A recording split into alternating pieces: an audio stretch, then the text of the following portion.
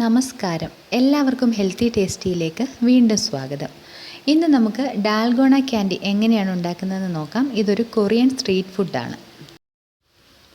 2 ചേരുവകൾ മാത്രം ചേർത്താണ് ഈ മുട്ടായി തയ്യാറാക്കുന്നത്.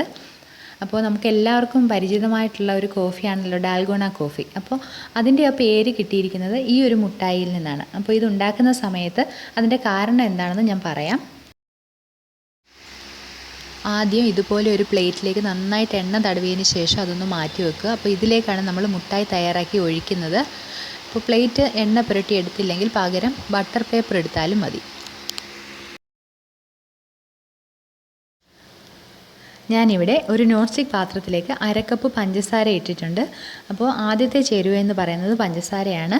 അപ്പോൾ ഇതെടുക്കുന്ന സമയത്ത് നല്ല കട്ടിയുള്ള ഒരു പാത്രമോ അല്ലെങ്കിൽ നോൺ സ്റ്റിക്ക് പാത്രമോ ഇരുമ്പിൻ്റെ പാത്രമോ ആണ് എടുക്കേണ്ടത്. പഞ്ചസാര കരിഞ്ഞു പോകരുത്. ചെറിയ തീയിലിട്ടിട്ട് ഉരുക്കിയെടുക്കണം. ഇതുപോലെ ഇടയ്ക്കിടയ്ക്ക് ഇളക്കി കൊടുക്കണം. പഞ്ചസാര ഉരുക്കിയെടുക്കുന്ന സമയത്ത് അത് ഒരുപാടങ്ങ് ഡാർക്ക് കളർ ആവരുത്. അങ്ങനെ കരിഞ്ഞു പോയി കഴിഞ്ഞാൽ മുട്ടായിക്ക് ഒരു കയ്പ്പ് ടേസ്റ്റ് ആയിരിക്കും വരിക. ഇതൊരു സ്ട്രീറ്റ് ഫുഡ് ആയതുകൊണ്ട് തന്നെ ഒരു സ്പൂൺ പഞ്ചസാര എടുത്തിട്ട് ആൾക്കാർക്ക് ആവശ്യമുള്ള സമയത്ത് അപ്പോൾ തന്നെ ഉണ്ടാക്കി കൊടുക്കുകയാണ് സാധാരണ ചെയ്യുക. ഇവിടെ ഞാനിപ്പോൾ കുറച്ച് കൂടുതൽ പഞ്ചസാര എടുത്തിട്ട് ഒന്നിച്ച് ഇത് ഉണ്ടാക്കി എടുക്കുകയാണ്.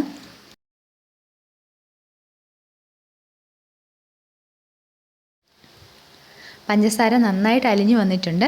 ഇനി തീ ഓഫ് ചെയ്തതിന് ശേഷം ഉടനെ തന്നെ ഇതിലേക്ക് 2-3 നുള്ള സോഡാപ്പൊടി ചേർക്കണം.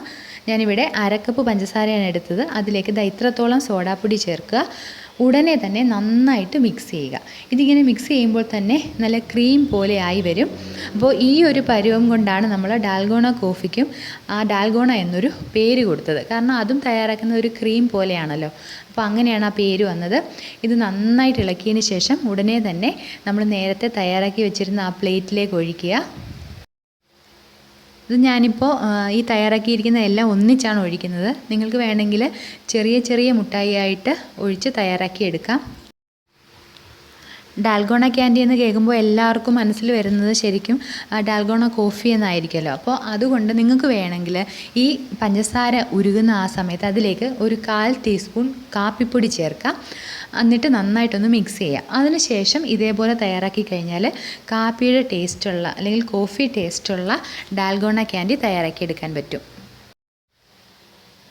പ്ലേറ്റ് ഇങ്ങനെയൊന്ന് ചരിച്ച് പിടിച്ച് കൊടുത്തു കഴിഞ്ഞാൽ കുറച്ചൊന്ന് കട്ടി കുറഞ്ഞ് ഇതൊന്ന് പരന്ന് കിട്ടും. അപ്പോൾ നമുക്കിത് കട്ട് ചെയ്തെടുക്കാൻ എളുപ്പമായിരിക്കും.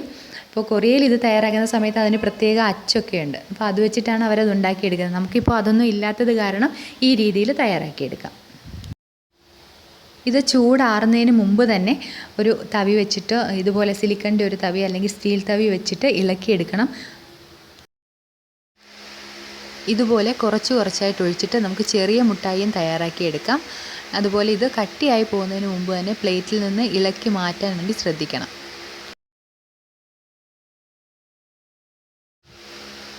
നമ്മൾ ഡാൽഗോണ ക്യാൻഡി തയ്യാറാക്കി കഴിഞ്ഞു. ഞാനിപ്പോൾ ആ 2 ഷേപ്പിൽ തയ്യാറാക്കിയതും ഇവിടെ എടുത്തു വെച്ചിട്ടുണ്ട്. ഒന്ന് ഞാനിതുപോലെ കട്ട് ചെയ്ത് വെച്ചിട്ടുണ്ട്. ഒന്ന് നമുക്ക് അതേപോലെ തന്നെ കഴിക്കാനും പറ്റും.